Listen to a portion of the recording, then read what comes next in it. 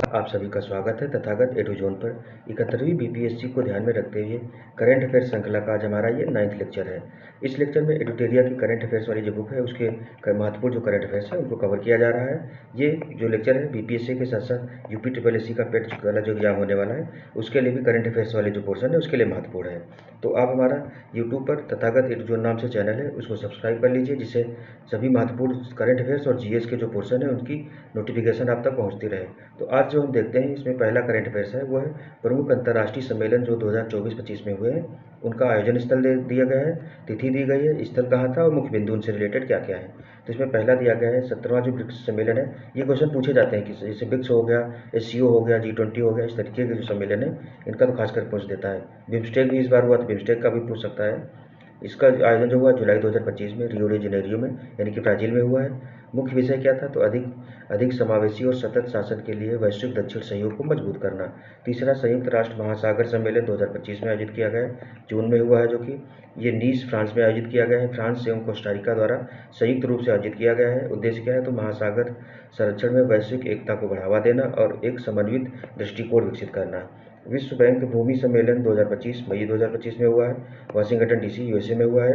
भारत से पंचायती राज मंत्रालय के सचिव विवेक भारद्वाज के नेतृत्व में स्वामित्व योजना को इस सम्मेलन में प्रस्तुत किया गया था।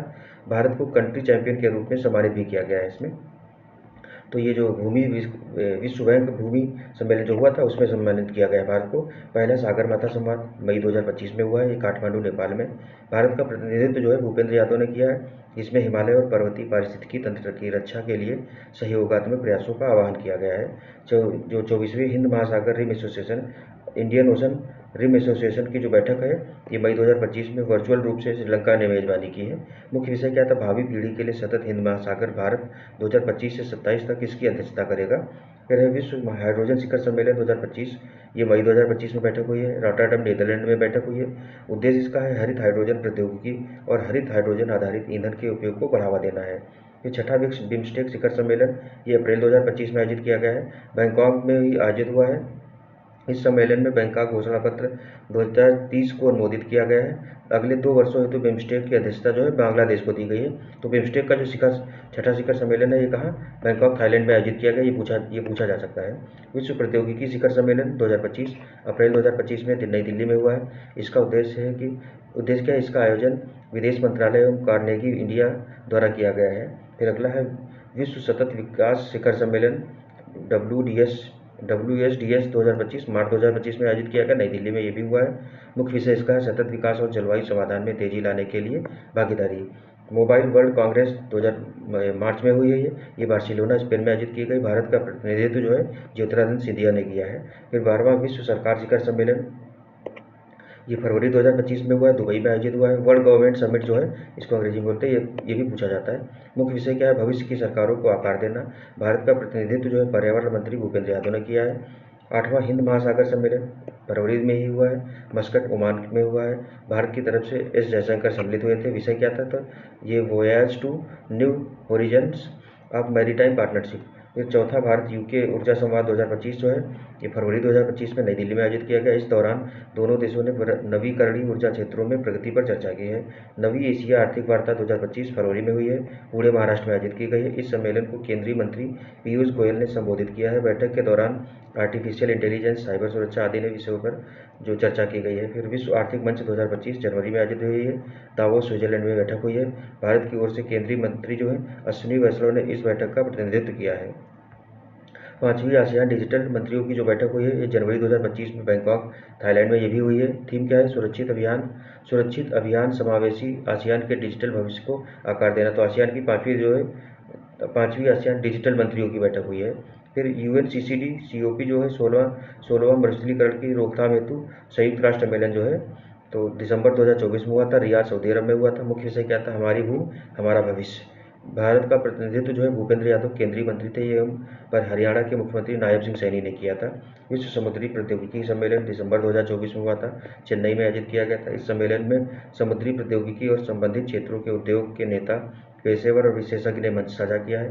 फिर UNFCCC COP29 29वां जलवायु परिवर्तन पर संयुक्त राष्ट्र फ्रेमवर्क कन्वेंशन ये नवंबर 2024 में ये भी पूछा जाता है। बाकू अजरबैजान में इस बार हुआ है। इसका मुख्य विषय क्या था? सभी के लिए रहने योग्य ग्राम में निवेश करना। फिर COP29 का मुख्य उद्देश्य क्या है? तो 2035 तक जलवायु वित्त के लिए प्रति वर्ष $300 बिलियन अमेरिकी डॉलर जुटाने की प्रतिबद्धता। हर बार प्रतिबद्धताएं बनाई जाती है लेकिन हो नहीं पाता है। एशिया प्रशांत आर्थिक सहयोग APEC शिखर सम्मेलन, तो ये नवंबर में हुआ है 2024 में, लीमा पेरू में आयोजित किया गया था। इसका भी उद्देश्य क्या है? तो एशिया प्रशांत क्षेत्र में आर्थिक विकास को बढ़ावा देना।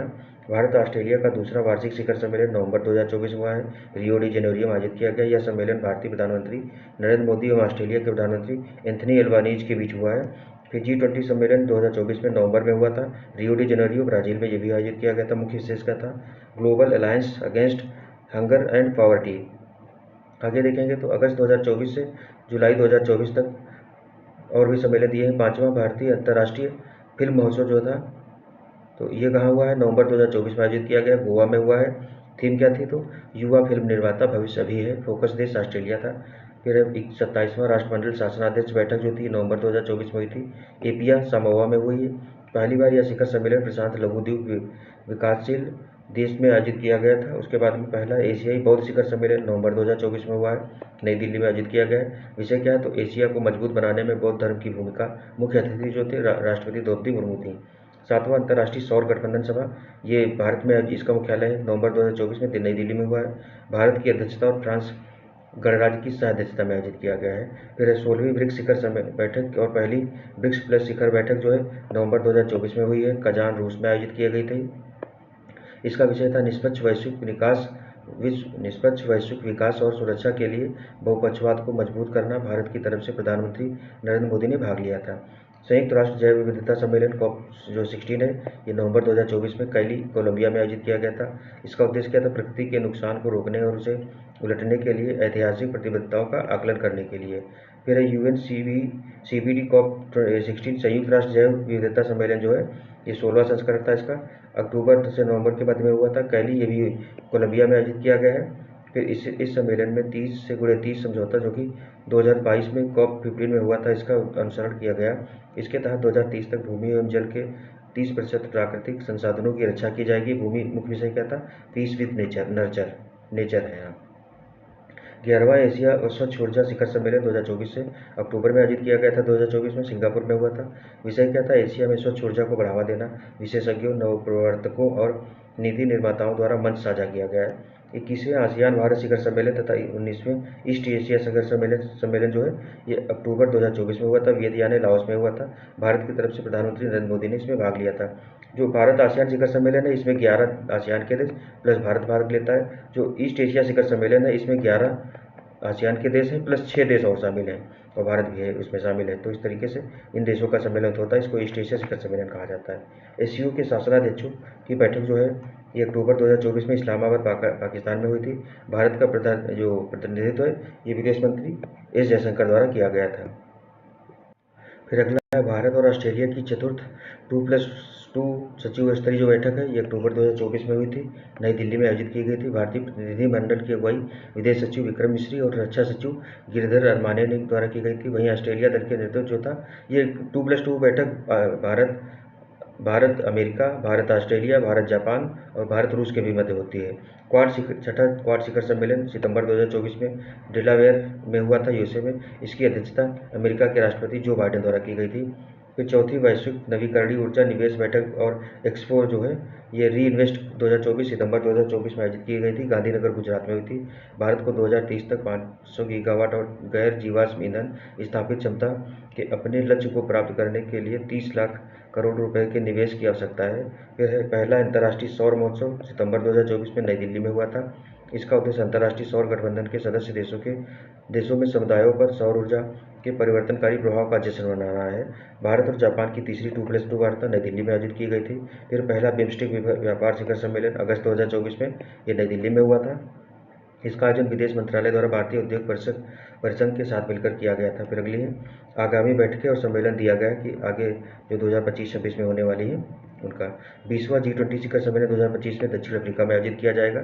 19वां ब्राजील में हुआ था।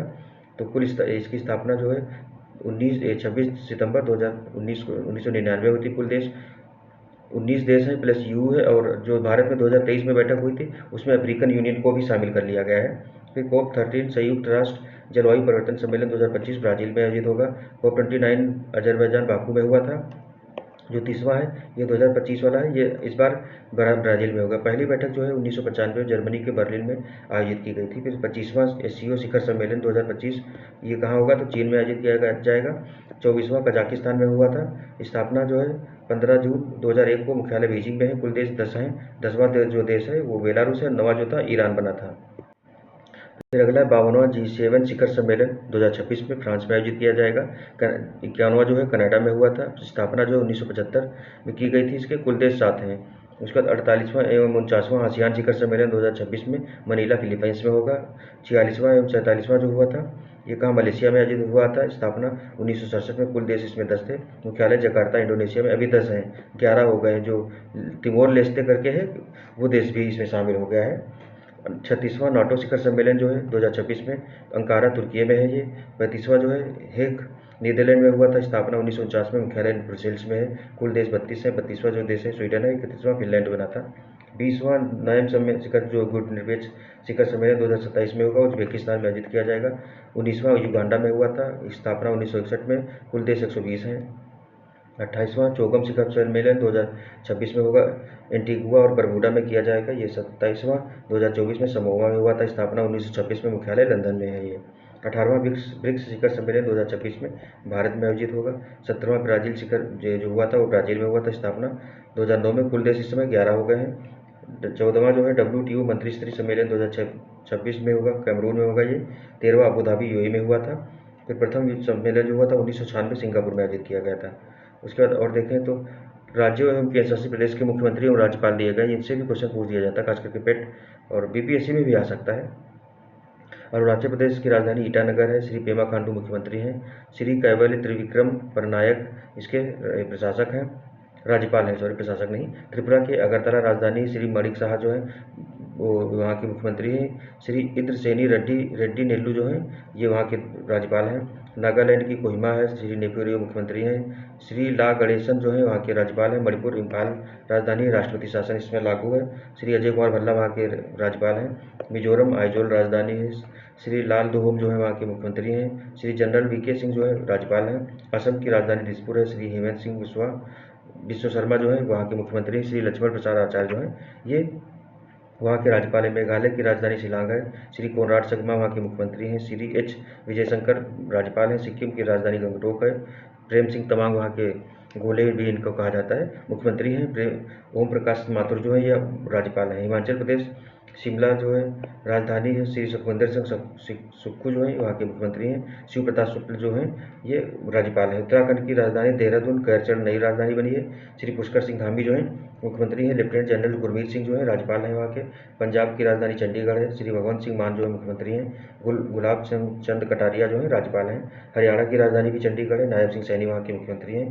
प्रोफेसर असीम कुमार घोष जो है वहाँ के राज्यपाल हैं।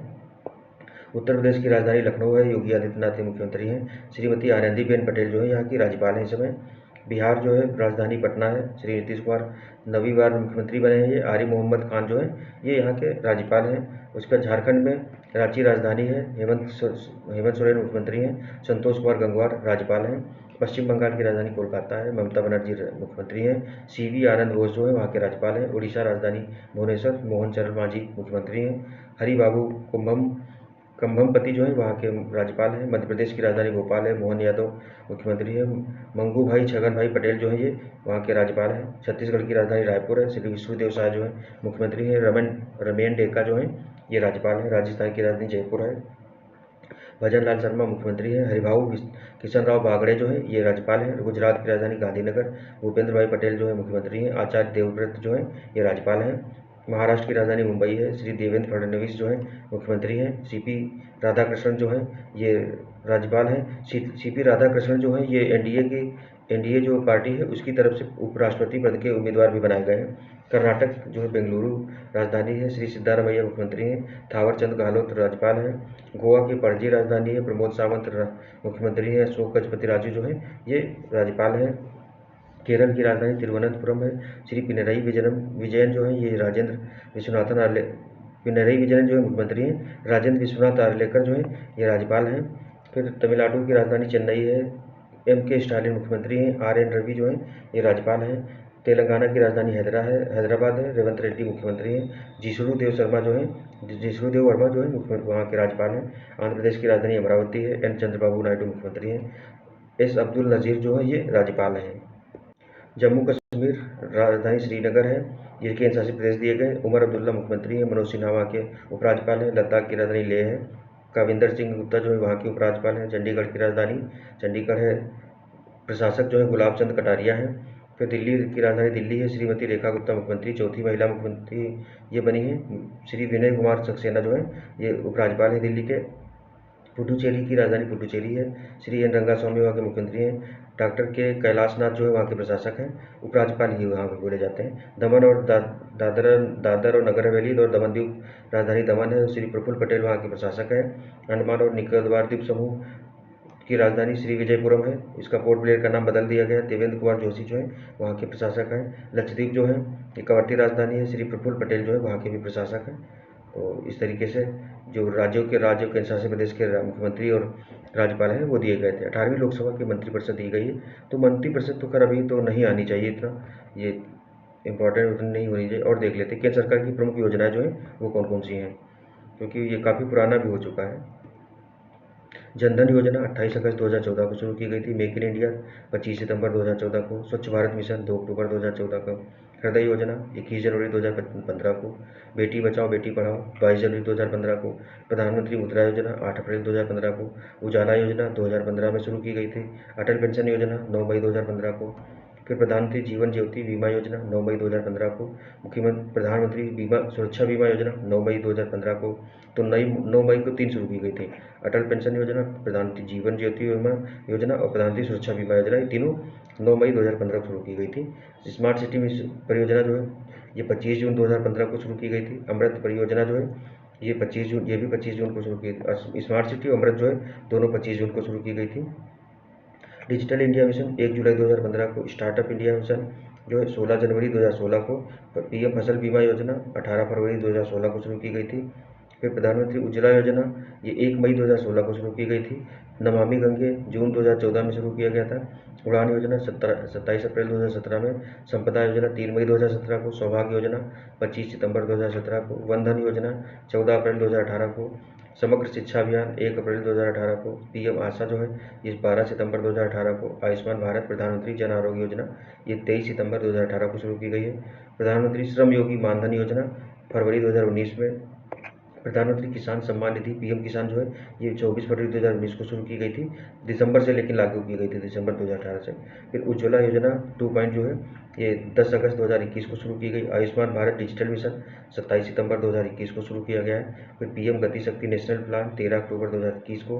अग्निपथ योजना 14 जून 2022 को।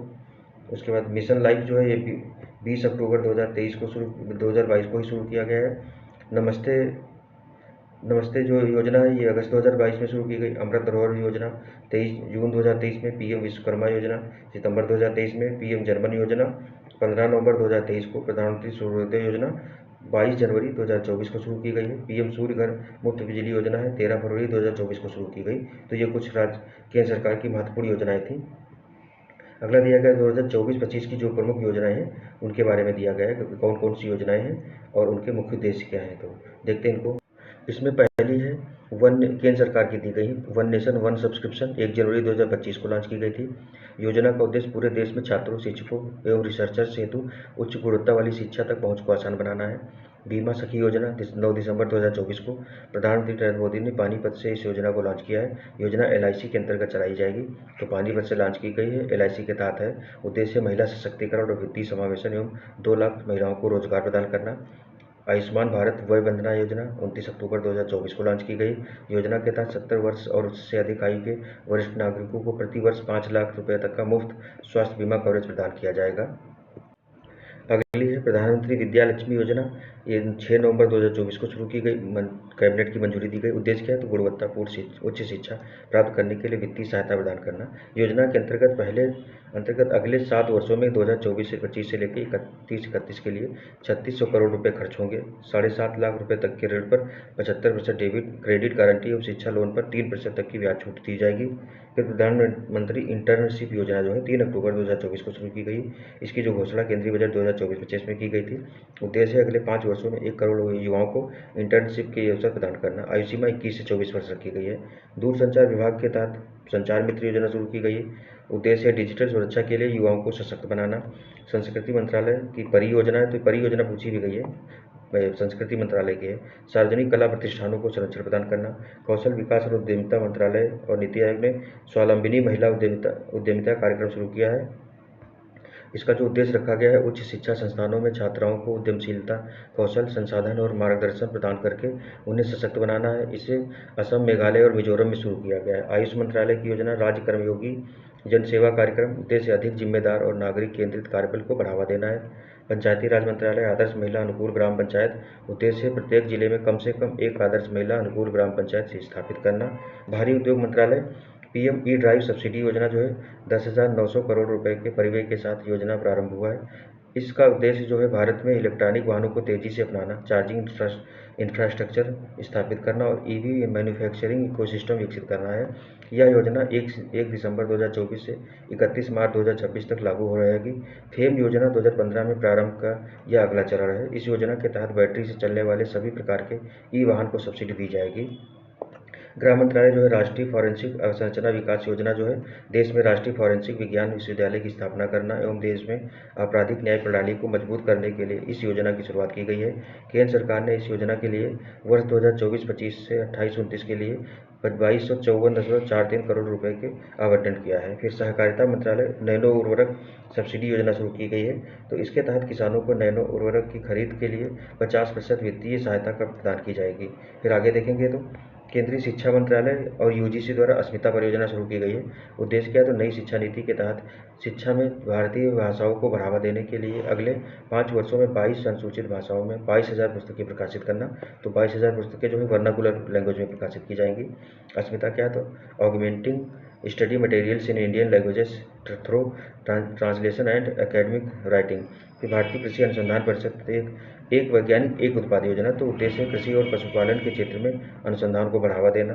मत्स्य पालन विभाग की कृत्रिम चट्टान परियोजना है। मछली उत्पादन को बढ़ावा देने के लिए कृत्रिम चट्टान इकाइयों को तैनात करना है।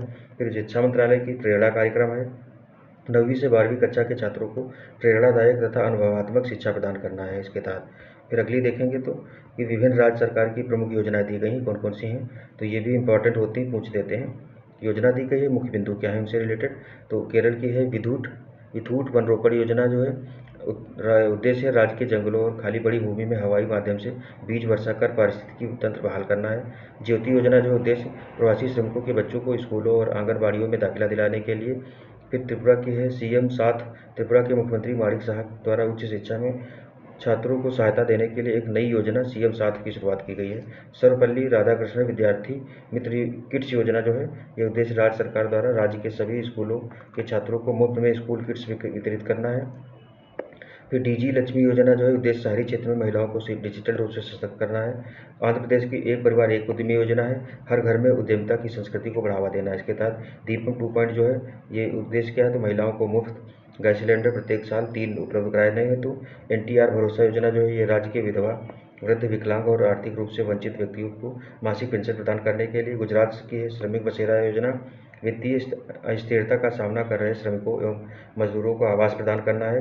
गोवा की गृह आधार योजना है राज्य की गृहिणियों को आर्थिक रूप से सशक्त बनाना है। इसके तहत झारखंड की मुख्यमंत्री मैया सम्मान योजना जो है ये महिलाओं को वित्तीय सहायता कर उनके शिक्षा, स्वास्थ्य और पोषण से स्तर में सुधार लाना है।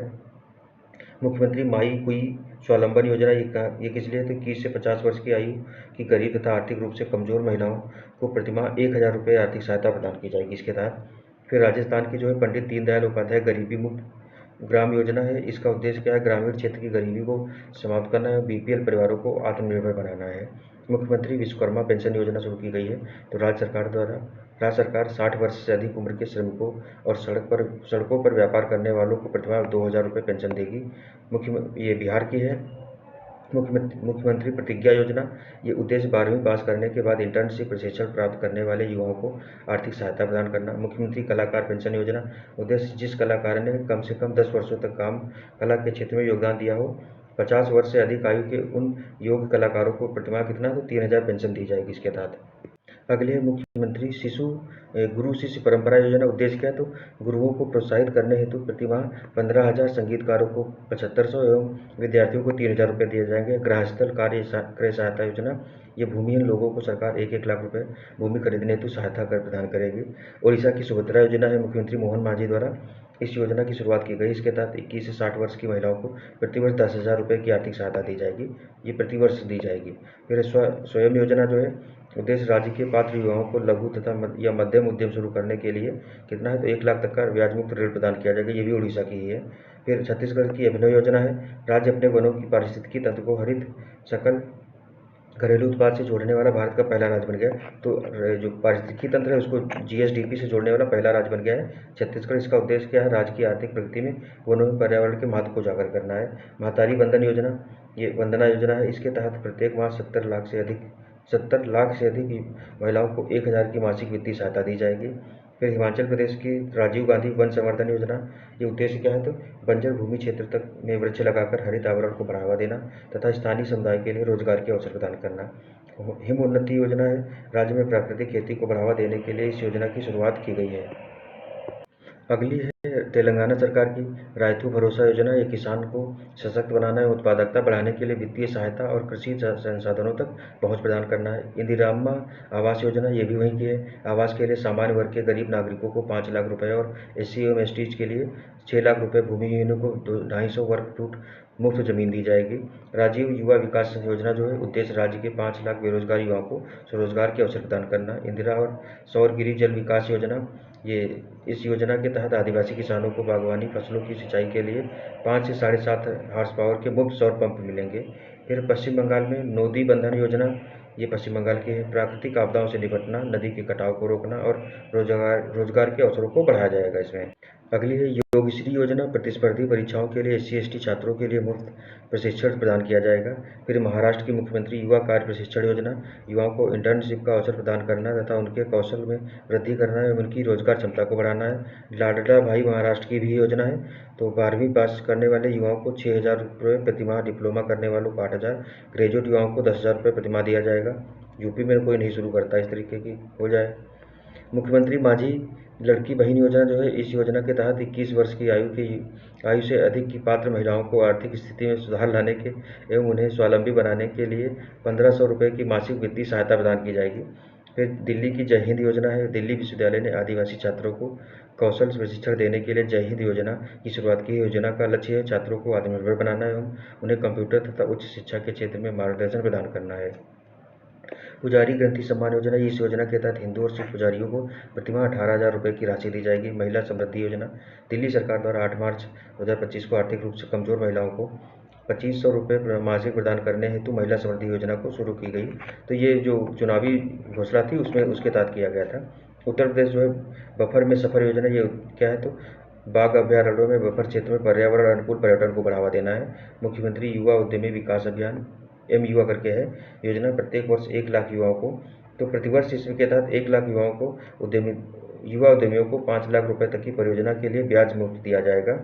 फिर मध्य प्रदेश के मुख्यमंत्री वृंदावन ग्राम योजना, तो इसके तहत प्रत्येक जिले में एक आत्मनिर्भर और पर्यावरण अनुकूल गाँव का विकास किया जाएगा। राहवीर योजना जो है, इसके तहत सड़क दुर्घटना पीड़ित को अस्पताल पहुंचाने में मदद करने वाले व्यक्तियों के लिए 25,000 रुपये का इनाम दिया जाएगा। रानी दुर्गावती श्री अन्न प्रोत्साहन योजना, किसानों को मोटे अनाज की खेती पर प्रति किलो 10 रुपये की प्रोत्साहन राशि दी जाएगी। कर्नाटक की कुसुम सी सौर योजना जो है, इसके तहत कृषि बिजली फीडरों के पास सौर इकाइयाँ स्थापित करके किसानों को 2 दिन के समय विश्वसनीय बिजली उपलब्ध कराई जाएगी। फिर है प्रगति पथ योजना, ये भी कर्नाटक के ग्रामीण सड़क नेटवर्क में सुधार के लिए। असम के मुख्यमंत्री जीवन अनुप्रेरणा योजना जो है, अनुसंधान को बढ़ावा देने के लिए राज्य के शोध करने वाले छात्रों को वित्तीय सहायता प्रदान करने के लिए इस योजना की शुरुआत की गई है। योजना के तहत 25,000 तक तथा दिव्यांग शोधार्थियों को 40,000 की राशि प्रदान की जाएगी। गज मित्र योजना भी असम की है। मानव हाथी संघर्ष को कम करने और शांतिपूर्ण शास्त्री को बढ़ावा देने के लिए, ये पूछी भी शायद गई किसी एग्जाम में। निजतु मोहिना योजना, ये भी इंपॉर्टेंट है। बाल विवाह पर अंकुश लगाना एवं लड़कियों की को मेट्रिकुलेशन स्तर से आगे अपनी पढ़ाई पूरी करने के लिए वित्तीय सहायता प्रदान की जाएगी। फिर हरियाणा क्या है, तो मारी लाडो रेडियो कार्यक्रम है। इसका उद्देश्य बेटी बचाओ बेटी पढ़ाओ कार्यक्रम की उपलब्धियों को बताया जाएगा। फिर गवाह सुरक्षा योजना भी हरियाणा की योजना का उद्देश्य है गवाहों को सुरक्षा प्रदान करना। पंजाब की मुख्यमंत्री सेहत योजना, तो राज्य के प्रत्येक परिवार को सालाना 10 लाख तक मुफ्त और कैशलेस इलाज की सुविधा उपलब्ध कराई जाएगी इसके तहत। फिर वर्ष 2024-25 में शुरू किए गए मोबाइल ऐप कौन कौन से हैं, तो ECINET ऐप जो है भारतीय चुनाव आयोग द्वारा शुरू किया गया है। इस ऐप के जरिए मतदान के आंकड़े जो है तेजी से और पारदर्शी तरीके से सार्वजनिक किया जा सकेगा। सचेत ऐप राष्ट्रीय आपदा प्रबंधन प्राधिकरण यानी कि नेशनल डिजास्टर मैनेजमेंट अथॉरिटी के तहत विभिन्न क्षेत्रों में प्राकृतिक आपदाओं से संबंधित रियल टाइम अलर्ट प्रदान करना, यह 12 भाषाओं में संचालित किया जाएगा। फिर है जल संसाधन जनगणना एप्लीकेशन एवं पोर्टल, ये जल शक्ति मंत्रालय द्वारा है। जल उपयोग दक्षता, जल बजट आदि सहित प्रभावी योजना और नीति निर्माण के लिए सिंचाई क्षेत्र में डेटाबेस का निर्माण किया जाएगा। ई सेहत ऐप जम्मू कश्मीर का है। स्वास्थ्य संबंधी जरूरतों को पूरा करने के लिए डिजाइन किया गया एक व्यापक वन स्टॉप डिजिटल समाधान है। संचार साथी मोबाइल ऐप केंद्रीय संचार मंत्री ज्योतिरादित्य सिंधिया द्वारा घोषित किया गया है। यह ऐप नागरिकों को टेलीकॉम सुरक्षा बढ़ाने और धोखाधड़ी से बचाव के लिए टूल्स प्रदान करता है। भारत रणभूमि दर्शन ऐप जो है रक्षा पर्यटन मंत्रालय और भारतीय सेना का है। यह ऐप नागरिकों को 1962, 1971 और 1999 के युद्धों के प्रमुख युद्ध क्षेत्रों के साथ साथ सियाचिन बेस कैंप और गलवान घाटी जैसे महत्वपूर्ण संघर्ष क्षेत्रों में जानने की अनुमति देता है। फिर RRTS कनेक्ट ऐप जो है राष्ट्रीय राजधानी क्षेत्र में परिवहन को निगम का है, तो इसके माध्यम से ट्रेन की वास्तविक समय जानकारी और पार्किंग स्थान की उपलब्धता की जानकारी मिलेगी। हमारा बिहार हमारी सड़क, ये बिहार सरकार की है। इस ऐप द्वारा ग्रामीण कार्य विभाग की इस सड़कों की स्थिति को मोबाइल ऐप द्वारा देखा जा सकेगा। जागो ग्राहक जागो ऐप जो है उपभोक्ता मंत्रालय का है, उपभोक्ता मामलों का जो विभाग है। इसमें उपयोगकर्ताओं को ऑनलाइन गतिविधियों के दौरान असुरक्षित URL के बारे में सचेत किया करता है। जागृति ऐप जो है उपभोक्ता मामलों के विभाग का ये भी है। उपयोगकर्ताओं को उन URL की रिपोर्ट करने की अनुमति देता है जिनके बारे में संदेह है कि वे अवैध डार्क पैटर्न का उपयोग कर रहे हैं। नो योर मेडिसिन ऐप जो है खेल एवं युवा कल्याण मंत्री मनसुख मांडविया द्वारा शुरू किया गया है। डोपिंग के खिलाफ लड़ाई को मजबूत करने के लिए दवाओं का प्रयोग करने वाले खिलाड़ियों को दवाओं की जानकारी प्रदान करने के लिए ये स्वच्छ खेलों को बढ़ावा देना और जो खिलाड़ियों पर डोपिंग वाले आरोप लगते हैं वो भी कम करने के लिए है। फिर रेल वन ऐप जो है रेल मंत्रालय का है। उद्देश्य क्या है, तो सभी यात्री सेवाओं को एक ही प्लेटफॉर्म पर एकीकृत करना है। डिजिटल सेंटिनल ऐप जो है केरल का है। ट्रैफिक नियमों का उल्लंघन को आसानी से रिपोर्ट करने हेतु केरल ने डिजिटल सेंटिनल ऐप लॉन्च किया है। मेरी पंचायत ऐप ये पंचायती राज मंत्रालय का है। इससे वर्षा, हवा की गति, बादल छाए रहने के बारे में दैनिक अपडेट ग्राम पंचायतों को प्राप्त होगा। फिर सारथी 2 मोबाइल ऐप जो सेबी का है, ये वित्तीय प्रबंधन को सरल तथा सुलभ बनाने के लिए भारतीय प्रतिभूति तथा नियामक बोर्ड सेबी द्वारा सारथी 2.0 मोबाइल ऐप लॉन्च किया गया है। लोकपथ मोबाइल ऐप MP मुख्यमंत्री मोहन यादव द्वारा शुरू किया गया है, MP द्वारा शुरू किया गया है। इसके तहत कोई भी नागरिक गड्ढा युक्त और टूटी सड़कों की फोटो खींचकर PWD शिकायत कर सकता है।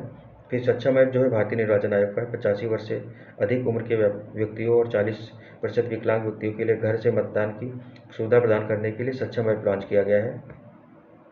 सी विजिल ऐप जो है ये चुनाव आयोग द्वारा जारी किया गया था। भारतीय निर्वाचन आयोग द्वारा जनता को के फोटो वीडियो के माध्यम से चुनाव आचार संहिता के उल्लंघन को रिपोर्ट करने के लिए सी विजिल ऐप लॉन्च किया गया था।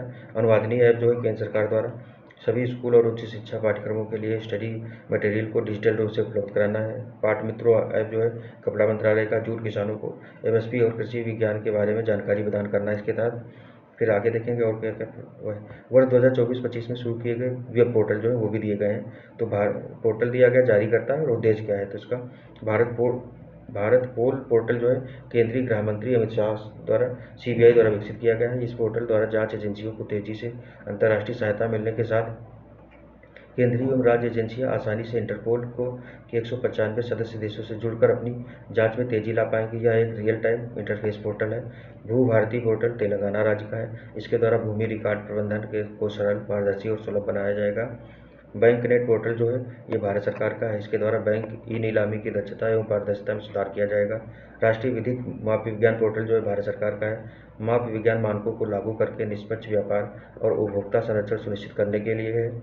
अन्न चक्र और स्कैन पोर्टल केंद्रीय मंत्री प्रहलाद जोशी का है। सार्वजनिक वितरण प्रणाली यानी कि पीडीएस की आपूर्ति श्रृंखला को आधुनिक बनाने के लिए शुरू किया गया है। अमृत ज्ञान कोष पोर्टल केंद्रीय मंत्री जितेंद्र सिंह द्वारा शुरू किया गया है। ये उद्देश्य क्या है तो देश में लोक प्रशासन प्रशिक्षण को मजबूत करना है। संचार साथी पोर्टल दूरसंचार विभाग का है। उद्देश्य संदिग्ध धोखाधड़ी, संचार व मनचाहे वाणिज्यिक संप्रेषण की रिपोर्ट करने के लिए है। भू नीर पोर्टल जल शक्ति मंत्रालय का है। इसे देश भर में भूजल के बेहतर विनियमन के लिए विकसित किया गया है। सी बॉक्स पोर्टल जो है ये महिला एवं बाल विकास मंत्रालय द्वारा किया गया था।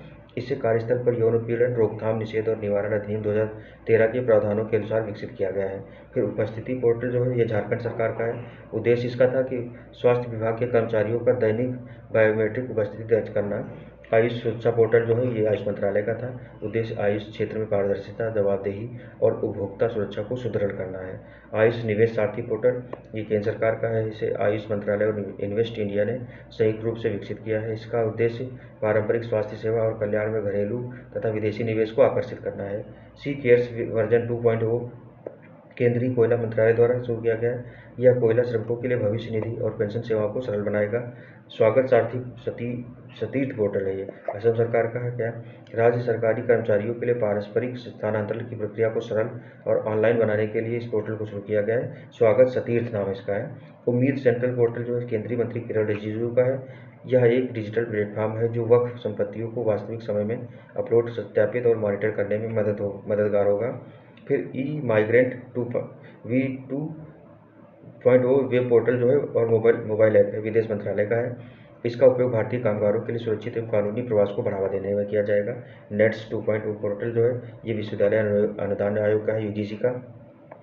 राष्ट्रीय प्रशिक्षुता एवं प्रशिक्षण योजना नेट्स 2.0 पोर्टल का उद्देश्य आईटी, विनिर्माण और आदि विभिन्न क्षेत्रों में युवा स्नातकों के लिए रोजगार कौशल को बढ़ावा देना है। स्वाति पोर्टल जो है ये प्रधान वैज्ञानिक सलाहकार जो है अजय कुमार सूद का है। उन्होंने शुरू किया है इसको। उद्देश्य क्या है तो स्टेम यानी कि विज्ञान, प्रौद्योगिकी, इंजीनियरिंग और गणित और चिकित्सा में भारतीय महिलाओं और लड़कियों का प्रतिनिधित्व करने वाला एक ऑनलाइन पोर्टल है। SIMS 2.0 पोर्टल जो है केंद्रीय इस्पात मंत्रालय का है। यह पोर्टल स्टील आयात की निगरानी और घरेलू स्टील उद्योग के विकास को बढ़ावा देने के लिए एक महत्वपूर्ण कदम है। फिर निर्माण पोर्टल जो है केंद्रीय कोयला तथा खान मंत्री जी किशन रेड्डी द्वारा शुरू किया गया है। राष्ट्रीय सिविल सेवा परीक्षा के मुख्य परीक्षा के योग्य उम्मीदवारों को 1 लाख रुपए की आर्थिक सहायता राशि प्रदान की जाएगी इसके तहत। फिर है आइडियाज फॉर लाइफ पोर्टल जो है केंद्रीय पर्यावरण, वन और जलवायु परिवर्तन मंत्रालय द्वारा शुरू किया गया। उद्देश्य छात्रों, शिक्षकों और शोधकर्ताओं को मिशन लाइफ के क्रियान्वयन में अपने विचारों को साझा करने के लिए प्रेरित करना है। फिर आगे देखेंगे वर्ष 2024 से शुरू किए गए प्रमुख पहल कौन कौन सी हैं। तो जारीकर्ता कौन है, उद्देश्य क्या है इनका पहलों का। E0 FIR पहल जो है गृह मंत्री अमित शाह द्वारा शुरू की गई है। I4C के तहत साइबर अपराधियों से निपटने हेतु E0 FIR पहल शुरू की गई है। हमारी परंपरा हमारी विरासत पहल है झारखंड सरकार की। इसका उद्देश्य जनजातीय विरासत को राष्ट्र की सांस्कृतिक और शासनिक संरचना से एकीकृत करना है। हील्ड पहल है अमित शाह द्वारा शुरू की गई है। गृह मंत्री हैं, गृह और उद्योग ये सहकारिता मंत्री भी हैं। लोगों को लीवर की बीमारियों और उनकी रोकथाम के बारे में शिक्षित करना है। पशु औषधि पहल भारत सरकार के उद्देश्य किसानों और पशुपालकों को सस्ती पशु चिकित्सा दवाइयाँ उपलब्ध कराना है। एक राष्ट्र एक बंदरगाह प्रक्रिया पहल ये केंद्रीय बंदरगाह, पोत परिवहन और जलमार्ग मंत्रालय की है। यह बंदरगाह प्रक्रियाओं और दस्तावेजीकरण के मानचित्रण और मानकीकरण पर केंद्रित है। आदर्श महिला हितैषी ग्राम पंचायत पंचायती राज मंत्रालय की। इसके तहत प्रत्येक जिले में एक महिला अनुकूल आदर्श ग्राम पंचायत विकसित की जाएगी। तेरे मेरे सपने पहल जो है राष्ट्रीय महिला आयोग द्वारा शुरू की गई है। इसका उद्देश्य शादी से पहले युवाओं को मानसिक, भावनात्मक और सामाजिक रूप से तैयार करना है। यह देश के 9 राज्यों में शुरू की गई है। प्राउड पहल केरल सरकार की है। इसका उद्देश्य घरों से एक्सपायर एवं अप्रयुक्त दवाओं का एकत्रीकरण कर उनका निपटान करना है। विकसित पंचायत कर्मयोगी पहल केंद्रीय मंत्री जितेंद्र सिंह द्वारा शुरू की गई। पूर्व प्रधानमंत्री अटल बिहारी वाजपेयी की 100वीं जयंती के अवसर पर शुरू किया गया। इसका उद्देश्य जमीनी स्तर पर पंचायती राज संस्थाओं को मजबूत करना है। यह पहल प्रशासन गाँव की ओर अभियान का हिस्सा है। फिर सागर में सम्मान पहल जो है केंद्रीय पत्तन, पोत परिवहन और जलमार्ग मंत्रालय की है। समुद्री क्षेत्र में महिलाओं की संख्या और भागीदारी को बढ़ावा देना है। नई दिशा पहल है दिल्ली पुलिस द्वारा शुरू की गई है। उद्देश्य क्या है? तो स्कूल न जाने वाले बच्चों को शिक्षा प्रणाली में वापस लाने के लिए सहयोग पहल जो है उड़ीसा सरकार की है। उद्देश्य है पात्र शहरी गरीब परिवारों को विभिन्न कल्याणकारी योजनाओं से लाभान्वित करना। महासागर पहल भारत सरकार की है। उद्देश्य इसका वैश्विक महासागरीय सुरक्षा और सहयोग को बढ़ावा देने के लिए। फिर एक देश एक धड़कन पहल संस्कृति मंत्रालय की है। उद्देश्य इसका देशभक्ति की अमर भावना को भावभीनी श्रद्धांजलि देने और राष्ट्र के वीरों को सम्मानित करने के लिए। ग्रीन स्किल्स और इलेक्ट्रॉनिक वाहन ईवी प्रशिक्षण पहल जो है कौशल विकास उद्यमिता मंत्रालय एवं सेल इंडिया द्वारा शुरू की गई है। उद्देश्य इसका छात्रों और शिक्षकों को हरित ऊर्जा और ईवी गुड्स से संबंधित प्रशिक्षण प्रदान करना है। मिशन वसुंधरा 3.0 असम सरकार की यह महत्वाकांक्षी पहल की शुरुआत असम के निवासी समुदायों को औपचारिक भूमि अधिकार प्रदान करने के लिए शुरू की गई है। फिर अगला है पर्यटन मित्र और पर्यटन दीदी नामक पहल जो है ये पर्यटन मंत्रालय की है। इसका भी उद्देश्य पर्यटन को सामाजिक समावेश, रोजगार और आर्थिक विकास के साधन के रूप में बढ़ावा देना है। इस कार्यक्रम के तहत 6 पर्यटन स्थल ओरछा, गांडीकोट, बोधगया, आइजोल, जोधपुर, श्री विजयपुरम को विशेष रूप से बढ़ावा दिया जाएगा। फिर है सारथी वन पहल सामाजिक न्याय और अधिकारिता मंत्रालय नालसा की संयुक्त पहल है ये। इस पहल के द्वारा अनुसूचित जाति, पिछड़ा वर्ग, वरिष्ठ नागरिक, ट्रांसजेंडर व्यक्ति, शराब तथा मादक द्रव्यों के सेवन के शिकार व्यक्ति, भीख मांगने वाले व्यक्ति, विमुक्त तथा खानाबदोश जनजातियों को जागरूकता एवं कानूनी सहायता के माध्यम से सशक्त किया जाएगा। डिजिटल डिटॉक्स पहल क्या है? तो कर्नाटक शहर की है। उद्देश्य इसका ऑनलाइन गेमिंग के प्रतिकूल प्रभाव को कम करना तथा स्वस्थ डिजिटल परिस्थितिकी तंत्र को बढ़ावा देना है। अग्नि पहल केंद्रीय आयुर्वेदिक विज्ञान अनुसंधान परिषद आयुष मंत्रालय के आयुर्वेद के व्यवहारिक प्रथाओं के वैज्ञानिक सत्यापन के साथ मुख्य धारा में लाना। अग्नि पहल क्या? तो आयुर्वेद ज्ञान नई पीढ़ी बहाल इसका फुल फॉर्म है। मेडिटेक मित्र पहल है स्वास्थ्य एवं परिवार कल्याण मंत्रालय की है। यह एक ऐसा मंच है जो देश की युवा प्रतिभाओं का हाथ थामकर उनके शोध, ज्ञान, तर्क आदि को अंतिम रूप देगा और उन्हें नियामक मंजूरी दिलाने में मदद करेगा। आगे देखें तो वर्ष 2024-25 में शुरू किए गए विभिन्न अभियान कौन कौन से हैं? तो विकसित कृषि संकल्प अभियान जो है केंद्रीय कृषि मंत्री शिवराज सिंह चौहान द्वारा शुरू किया गया है।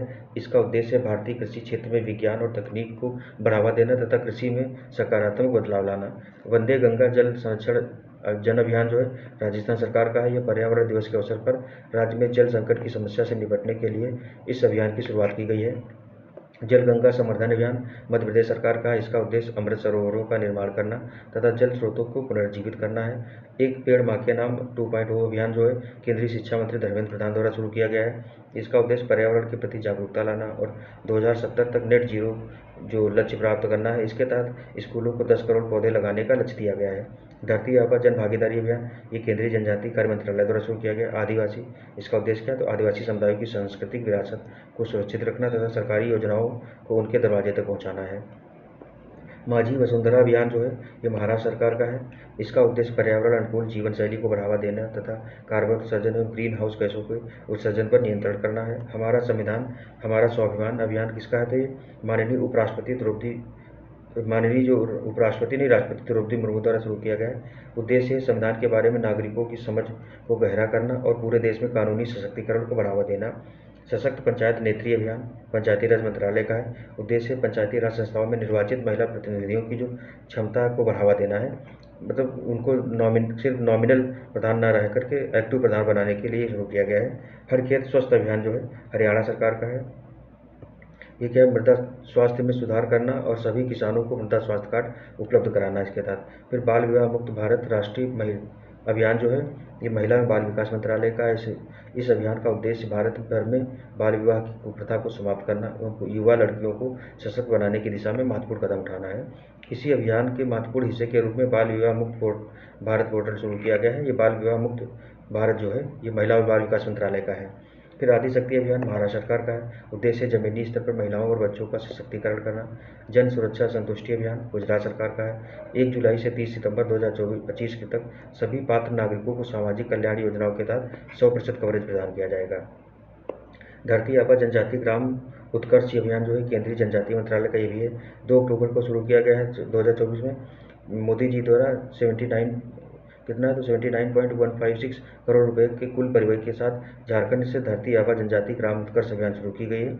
इस अभियान का उद्देश्य जो है समग्र और सतत विकास के लिए 17 भारतीय मंत्रालय द्वारा 25 योजनाओं पहलों के माध्यम से आदिवासी क्षेत्रों में सामाजिक बुनियादी ढांचे, स्वास्थ्य, शिक्षा और आजीविका को बढ़ाना है। लगभग 63,843 गाँव से कवर किए जाएंगे। फिर डिजिटल जीवन प्रमाण पत्र अभियान 3 जो है पेंशन विभाग द्वारा इंडिया पोस्ट पेमेंट बैंक दोनों द्वारा शुरू किया गया है। उद्देश्य पेंशन भोगियों को जीवन प्रमाण पत्र जमा करने के लिए फेस ऑथेंटिफिकेशन तकनीक के माध्यम से डिजिटल सशक्तिकरण किया जाएगा। हमारा संविधान हमारा सम्मान अभियान न्याय विभाग का है। इसका उद्देश्य संविधान की समझ और कानूनी अधिकारों के बारे में जागरूकता को लोकप्रिय बनाना।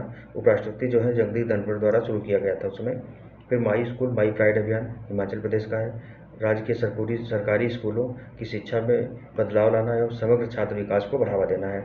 मुख्यमंत्री उद्यमिता अभियान असम सरकार का 40 लाख स्वयं सहायता समूह की महिलाओं की वार्षिक आय जो है 1 लाख रुपए तक सुनिश्चित करना है। फिर आगे देखेंगे तो इसमें जो बहुत वर्ष 2024-25 की प्रमुख पुस्तकें उनके लेखक दिए गए। तो लेखक और पुस्तकों से क्वेश्चन कई बार आता है।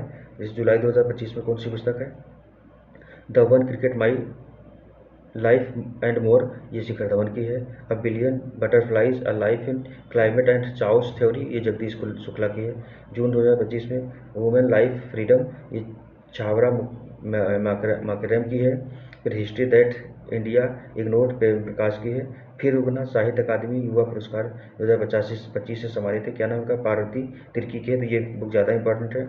A different kind of power, ये जिसिंडा आर्डेन की है। फिर Modi's Niti Shastra the world's his oyster, doctor Adishi Agarwal की है। फिर Kashmir insurgency deconstructing the state responsive revisiting 1989 से 90, योगिंदर गंधारी की है। ये उस समय जब 19 में आतंक का दौर एक तरीके से छाया हुआ था, उग्रवादी या कट्टरपंथी आतंक का दौर, उस समय के बारे में विवरणता लिखी गई है।